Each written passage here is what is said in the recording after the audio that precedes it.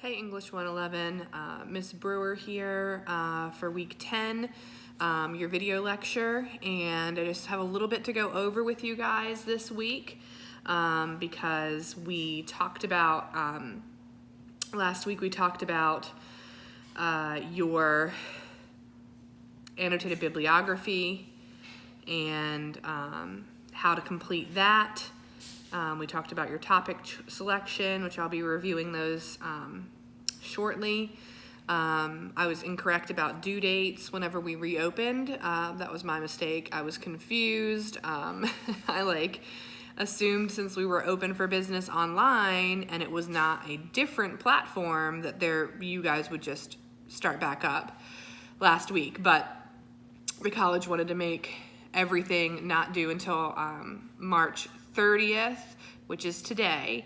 So I gave you guys your updated due dates, and as soon as the due date comes, I will look through your topic selections and give you feedback. But as long as you chose from the list, you should just continue with your research and go ahead and be working on that annotated bibliography.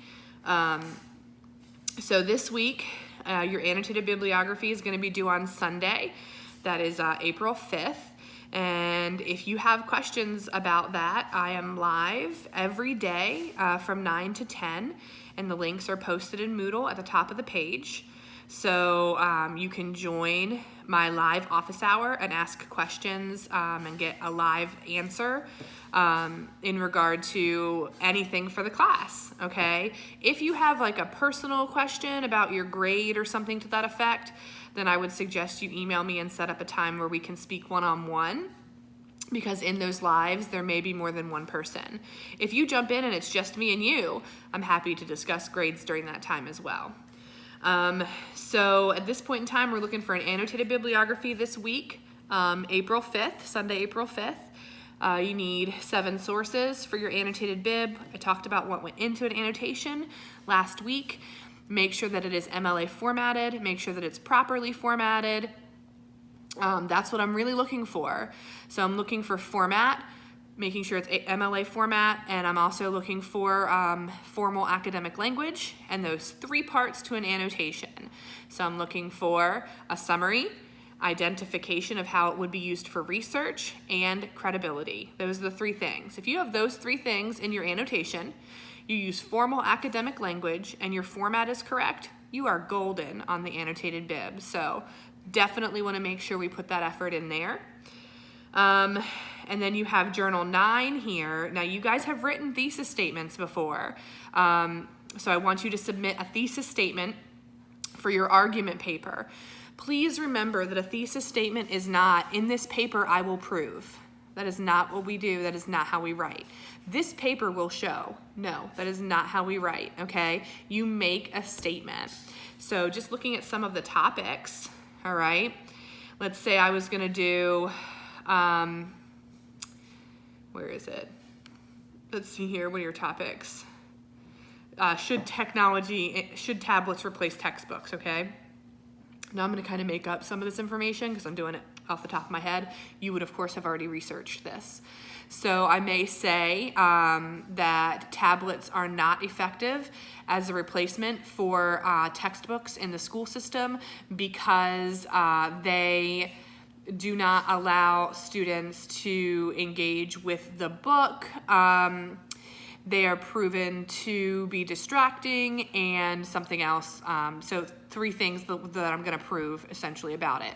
Your thesis should tie right into an outline, all right? You should have your Roman numerals, 1, 2, 3, and those 1, 2, 3 is what goes into your thesis as you're backing up or your reasoning.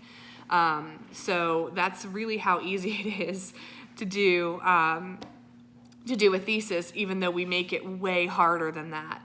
So please use the resources available to you, okay? There's a video about writing an effective thesis statement. You can watch that.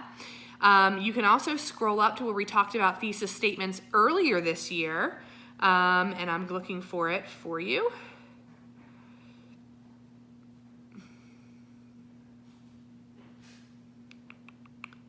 Where is it? Okay, so in week 4, I provided you a lot of information about thesis statements. So go back to week 4 and look into that stuff as you work on your thesis statement this week for your argument essay. There's a PDF about how to write a thesis statement. And that PDF is super helpful, especially for the argument essay. So feel free to scroll back and look at things we've already done, because we've already talked about thesis statements. So when I grade you guys for your thesis statement that's due on Sunday, I'll give you some feedback, but I am looking for it to be done well, okay? So if you turn in something that is saying, this paper will prove, or in this paper I will prove, or anything like that, you're not gonna get a good grade on that. So please do utilize the resources that I've provided for you and work on writing a good and a really strong thesis statement.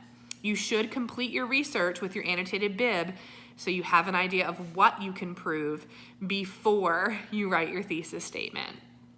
And like I said, if you guys have questions, you can always shoot me an email, and you can also jump on those live hours this week. And that will continue for the rest of the semester. If you guys have any questions, like I said, touch base with me. You have multiple avenues to do so, and hope everyone's taking care, and I will touch base with you guys again next week. Have a great week.